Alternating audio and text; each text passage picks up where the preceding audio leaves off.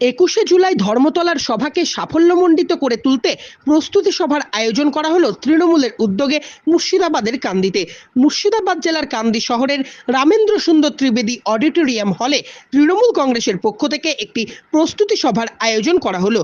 এই প্রস্তুতি সভায় উপস্থিত হয়েছিলেন কান্দি বিধানসভা কেন্দ্রের বিধায়ক তথা বহরমপুর মুর্শিদাবাদ সাংগঠনিক জেলা তৃণমূল কংগ্রেসের সভাপতি অপূর্ব সরকার, কান্দি পৌরসভার পৌরপিতা জয়দেব ঘটক, কান্দি পঞ্চায়েত সমিতির সভাপতি পার্থপ্রতিম সরকার, কান্দি শহর তৃণমূল কংগ্রেসের সভাপতি দেবাশিস চ্যাটার্জি সহ এলাকার অন্যান্য তৃণমূল কংগ্রেস নেতৃত্ব এবং কর্মীবৃন্দ।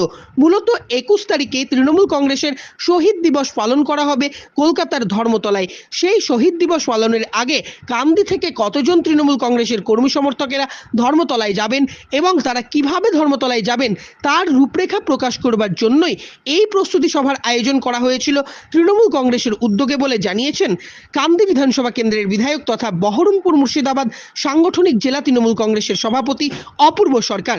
লোকসভা নির্বাচনের রেজাল্ট তো সব পিছনের সমস্ত রেকর্ডকে ছাপিয়ে গেছে। 21শে জুলাইয়ের কী প্রস্তুতি সেরকমই দিকে এগোচ্ছে?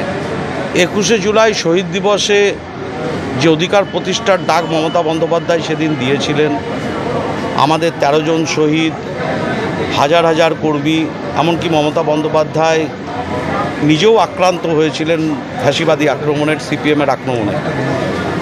সেই শহীদ দিবস প্রতিবারই পালন হয় এবং মমতা বন্দ্যোপাধ্যায় সেদিনের আন্দোলন যে সঠিক ছিল, ভারতবর্ষের মানুষ তার এপিক কার্ডের মধ্য দিয়ে, ভোটার কার্ডের মধ্য দিয়ে কিন্তু ভারতবর্ষের মানুষ তার সফলতা পেয়েছে, উপকৃত হয়েছে। এবারও শহীদ দিবসে আমরা যাব। নিশ্চিতভাবে এই বাংলার মানুষ বিভাজনের বিরুদ্ধে রায় দিয়েছে, উন্নয়নের পক্ষে রায় দিয়েছে। অধিকার অর্জনের যে লড়াই অভিষেক বন্দ্যোপাধ্যায়, সেই অধিকার অর্জনের লড়াইয়ে বাংলার মানুষ তার পক্ষে রায় দিয়েছে। তাই 21শে জুলাই শহীদ দিবসে যাওয়ার উৎসাহ এই বহরমপুর মুর্শিদাবাদ জেলা তৃণমূল কংগ্রেস কর্মীদের যথেষ্ট। আমাদের স্বাদ অনেক, কিন্তু সাধ্য আমাদের কম। অনেক জায়গা আছে যেখানে কয়েকটি ট্রেন আমরা ব্যবহার করে যেতে পারি, বেশিরভাগ জায়গা আছে যেখানে বাস ছাড়া যাওয়ার কোনো উপায় নাই আমাদের। তাই এক একটি বাসের ভাড়া প্রায় 24-25 হাজার টাকা ভাড়া।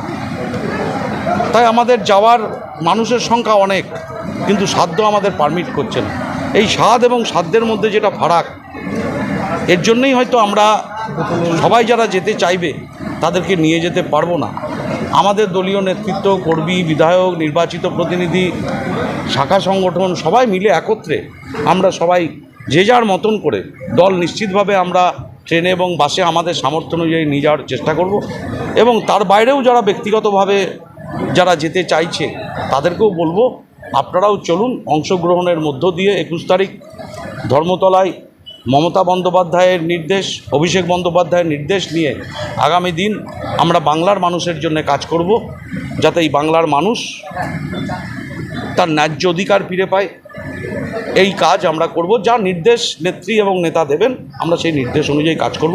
সবাই আমরা উপস্থিত থাকবো। উৎসাহটা এবার অনেক বেশি নির্বাচনের পর।